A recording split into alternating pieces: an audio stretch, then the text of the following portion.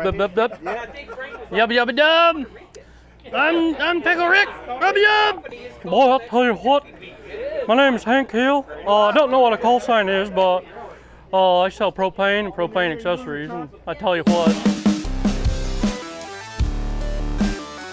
How's it going, everybody? I'm Josh, KI6NAZ at Ham Radio Crash Course. So my radio Elmer is this man, Richard Crum, KH6BB, right? Did I get that right? Yeah.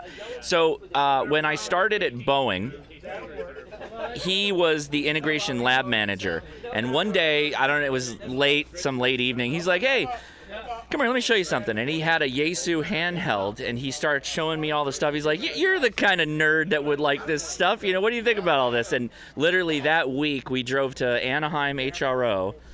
I bought my first radio, which is a Yaesu FT60, and Gordon West book, and that was the start of the whole thing back in 2006. So, yeah. Yep. Richard Crum, shout out. Saying all that with an IDA. Yeah, that's my. Why do you think I'm wearing this? Awesome, thank you, Josh. KM4ACK, and you can use my call to find me on YouTube. So it's not ham radio per se, but Jerry is definitely my Elmer, because Jerry taught me a truckload about Linux when I first got started, and was trying to figure out how to write the Build-A-Py scripts. So, and I can still to this day go to Jerry if I run into a stumbling block. I can always call him up and or send him an email, and he will reply usually within an hour, giving me direction that I need to go. Not necessarily the answer. So sometimes you don't need the answer, you just need to be pointed in the right direction. My name is Bill, and my call sign is K0WHW. It's Ham Radio Tectonics. And when I had always wanted to get in radio, so my dad was always in the radio, but he wasn't a ham radio operator. He built receivers, he built cabinets, and all that stuff that you do up from Popular Mechanics and Workbench back in the day. So when I finally pulled the trigger, I bought this radio, and I made the classic mistake of getting the cute little QRP radio with the good brand name. And I couldn't hear anybody, so I started paying attention to antennas. So the guy that sticks out in my head is, he was a YouTuber. His name was Dave Tadlock. And I don't know his call sign, but if you go to YouTube and you look him up, he's got over 7 million views. He built antennas, he explained antennas, and between him and the ARRL book, I was able to figure some things out. And finally, hear some other people. So at that time, again, I was a YouTube ham baby. It was Dave Kassler, Ham Radio Concepts, Dave Tadlock, and it was before a lot of the YouTubers that you currently know now were around. So those were my Elmers. I can't talk. Alpha Zero Zulu on YouTube. My first ham radio Elmer was Joe Flegel, W0FY. He was an Elmer to me because I took on the role of the engineering committee chair for my local club. We supported 7 repeaters. Well, they still support 7 repeaters, but Joe is very knowledgeable in electronics and repeater building and troubleshooting. And I would ask Joe crazy-ass questions, and Joe would roll his eyes and say, "Here, let me show you what's going on." So I learned a ton from Joe. I really didn't have a Elmer starting out. I got my license in 95, and I don't think I had an Elmer until probably the early 2000s, maybe mid-2000s. But Joe was instrumental in building my knowledge on repeaters and VHF and UHF and voter systems and CAT controllers and ACOM controllers and all of that, cans, tuning cans, and it was I learned quite a bit from Joe. Joe is still active in ham radio and still Elmers other people, but I've moved on to other things, and it's Joe Flegel, W0FY. Thanks, Joe. Yeah, I'm Sterling, N0 Sierra Sierra Charlie. My first Elmer.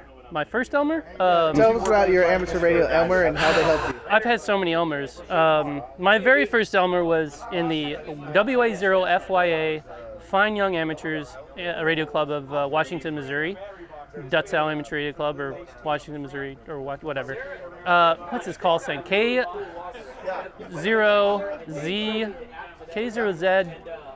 ZI? I don't know, his name was Ron.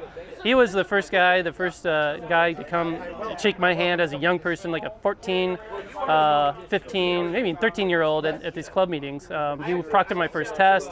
He taught me a lot about ham radio. And then I have to give a shout out to like the big three.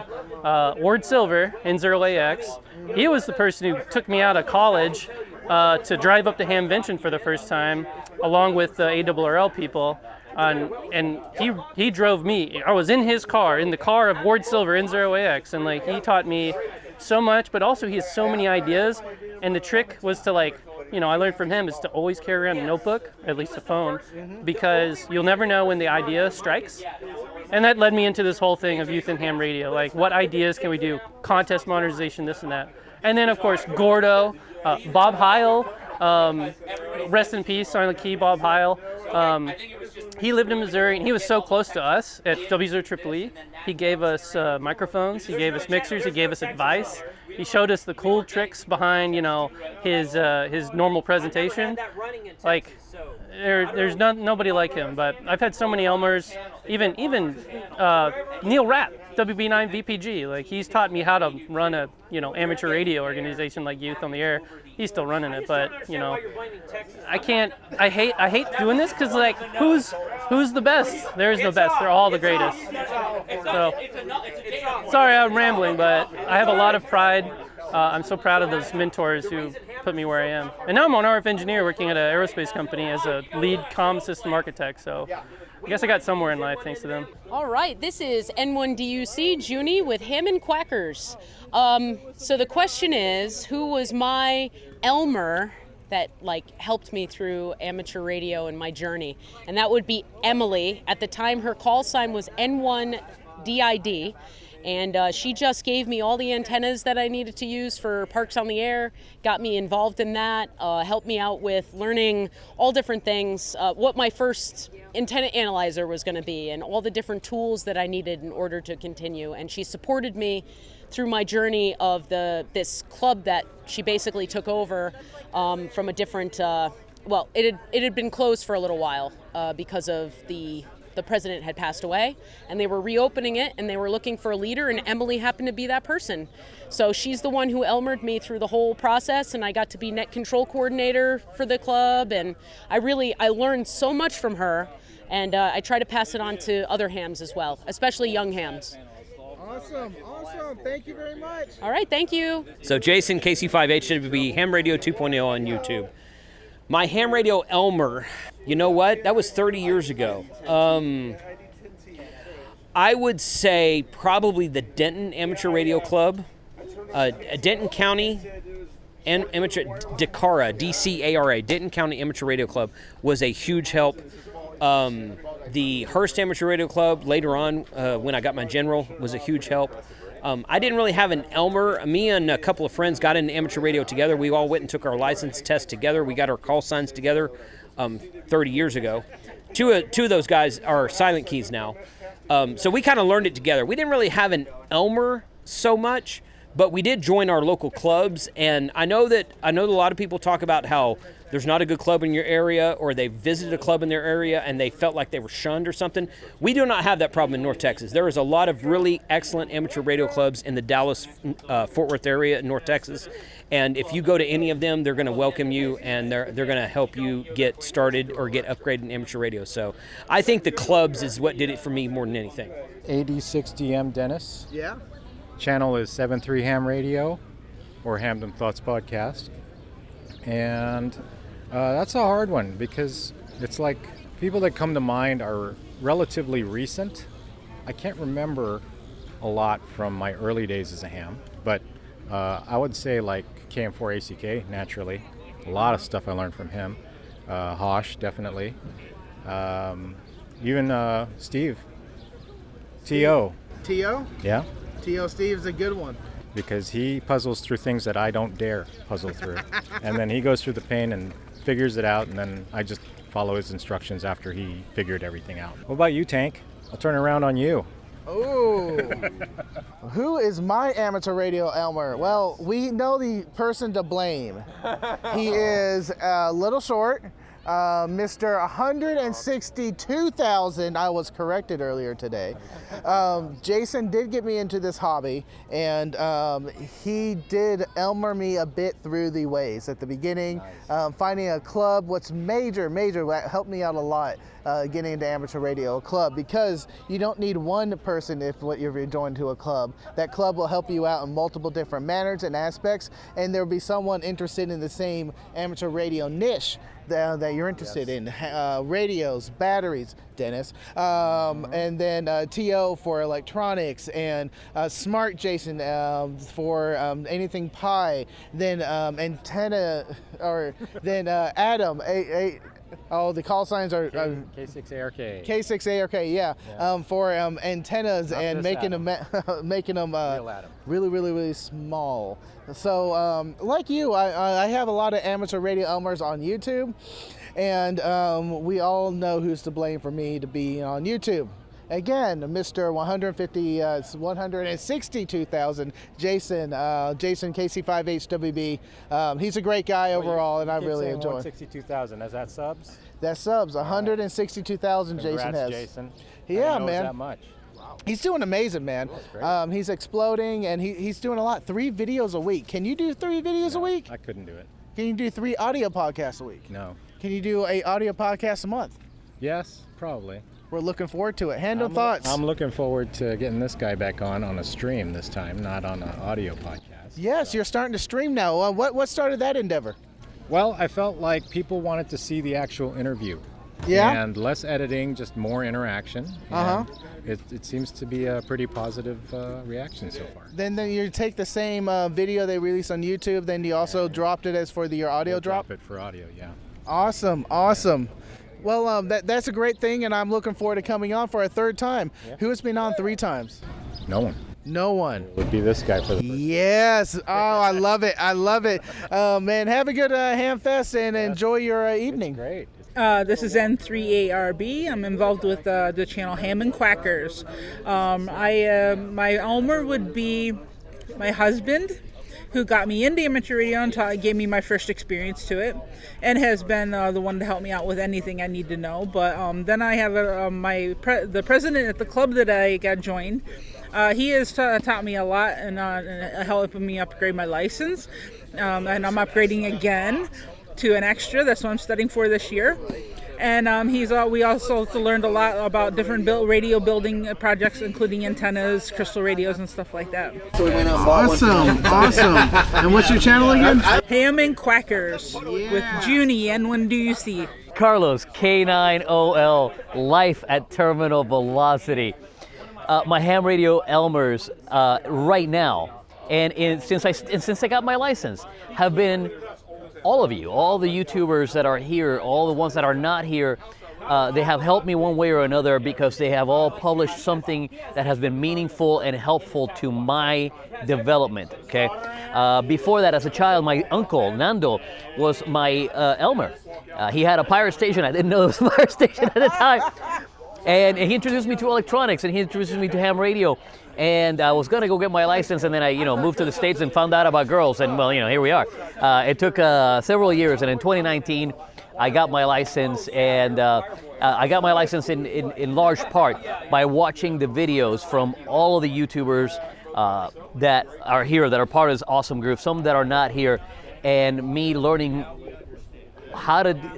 what I needed to know to pass the test so that I could become an amateur in the U.S. You're going to be jumping next? I don't know when I'm going to be jumping next right now. The weather forecast is looking like tomorrow, maybe Sunday, and then after that, keep an eye on Toad's Discord, on K5YVY Discord, and HRCC Discord. I will be posting on there when I'm jumping, and let you guys know, and you guys can try to make the contact Parachute Mobile. And what's it like having a screaming tank attached to you? It was fantastic. It was legitimately fantastic because I got to take a friend that was able to overcome the issues that everybody else has, in fear and uncertainty and doubt and everything else, and stood up to the test, that is the leap of faith that you have to take in order to enjoy life on the right side, man. It's you know how amazing that feeling is, that you have no way of knowing what that feeling is until you do it. Name is Robert, channel is Digital Rancher, and I learned about ham radio through YouTube. So I was actually looking for Raspberry Pi projects, and I stumbled on to KM4ACK. He was the first channel I had ever seen that had anything to do with ham radio. And he was doing JS8 call. That was the first video I ever watched. Got me interested. I certainly liked the project from a Raspberry Pi perspective, but seeing him connect a radio to that really intrigued me. So I started doing some more searching, and of course at that point I ran into Josh at the Ham Radio Crash Course. And he was, the first video I seen of his was at a ham radio outlet blowout. They had some sort of big party at this ham radio outlet, and there was a guy that was doing satellite contacts in that video. That really got my attention. And then from there, you know, I found Jason, and it just all went crazy from there. So how those guys helped me? They just got me interested. They got me curious, right? And that's what I love about this hobby. There's so much to do. There's so much to try. There's so much experimentation. It scratches that curiosity itch. So that's my answer, Frank. Hey there, my name is Charlie, and call sign is November Juliet 7 Victor. I have a YouTube channel called Red Summit RF. It's all about amateur radio portable ops. And my Elmer for that is specifically Brian, W7JET. I had been in ham radio for a while. I was mostly in 2 meters. Was very interested in Summits on the Air, and what ended up happening was Brian took me on my first Summits on the Air activation, and since then has been very helpful in guiding me along the way on my ham radio journey. So thank you so much, Brian. And also, he's such a great friend. He's a good friend of mine. We hang out all the time. So good guy. Okay, I'm Vern 6, amateur radio call sign KV5SIX. Name of the channel is What's Up with 6. Who's my first Elmer? I'm going to say probably my dad. When I was a kid, how I got into ham radio was sitting on my dad's lap, and he had an old Yaesu with a lollipop microphone. We made contact with a soldier on the island of Guam, and which I thought was cool. It's age 7 or 8, whatever it was. And about 3 weeks later, it was really cool. I got a photograph and a QSL card from that soldier, so kind of got bit by the bug a little bit. Then many years later, Renee and I moved to Guatemala as full-time missionaries, and a priest down there was a licensed ham radio operator from the U.S. and down there as well, and so had a lot of time to study with him and talk with him, use his rig, and just kind of those are the 2 most important folks when it came to me learning about radio. So yeah. Hey, good morning. My name is Tim Davis, and I run the YouTube channel Gray Man Poda, and I'm here at Dayton Hamvention with Tank Radio. Woo! But yeah, we're here at Dayton Hamvention, and I tell you what, this has been a great time. For myself, you know, I didn't have a ham radio Elmer or anything like that, so that's part of the reason why I started the YouTube channel. But, you know, I was an electronics technician, or actually a fire controlman in the Navy, if you're familiar with the rate, or ranks, not ranks, but rates. And I worked on advanced electronics, radars, computers, and stuff like that. So I used the ham radio licensing process as a way to challenge myself in a technical aspect that wasn't work-related. So I essentially went from I've never touched a ham radio to an extra in about 2 months. But, you know, I understand and went through school and did all the electronics, radar theory, radio and stuff as kind of the professional while I was in the service. Cool, man. Yeah. Well, thank you for coming on. I appreciate it. Thank you, Frank. Ham Radio Adventure Guy. Tank Radio. Ham Radio Adventure Guy. Tank Radio. Ham Radio Adventure Guy. Tank Radio. That's how you start a morning. Welcome to the Hamfest, man. Well, I've already said your channel. What's your call sign? Kilo Echo 8 Papa Zulu November. And the question for the Hamfest is, who is your amateur radio Elmer, and how do they help you? Oh no, actually, I've tried to get Elmers left and right, but nobody would help me out, and I just started going out and doing POTA on my own, and I pretty much learned everything self-earned. Self-taught. So, yeah. What resources did you use to figure out what's going on, the rules, the radios? YouTube. YouTube? You learn everything on YouTube. Like when I first heard a POTA pileup on the radio, I was trying to figure out what it was. I went to YouTube and I put in Parks in the Air, and Don Izzo had a video on Parks on the Air. Izzo? Don Izzo, yeah. Smoking Signals RF. That's right, and that thing got me hooked. I've watched that video like a dozen times now or more, so yeah. Nice. All right, we're going to put you in the book for Izzo. Izzo will be my Elmer. There we go. Yeah. Awesome, man. Well, have a good Hamfest and have fun out there. Thank you, Frank. You guys have a great day. I'm with Ed here, and what's your call sign? November 2, Golf Sierra Lima. And the Hamfest question is, tell me about your amateur radio Elmer, and how did they help you? Well, my Elmer's name was Lance. He was a longtime member. He's a silent key now, but he was a longtime member of the Nassau County Amateur Radio Club in Long Island, New York.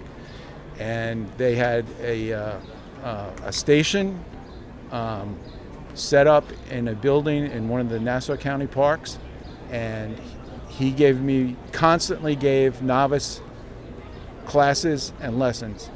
And without him, I wouldn't be a ham today. Oh, that's great. I'm glad to hear that. And I wasn't then, but I'm now a member of the Nassau County Amateur Radio Club, and it still continues on. And the original desk and enclosure, because it needs to be locked because when people aren't around, was moved from one space to another space when the county when they were told they needed to move. And the radios are all different because they were like Drake twins back when I was there.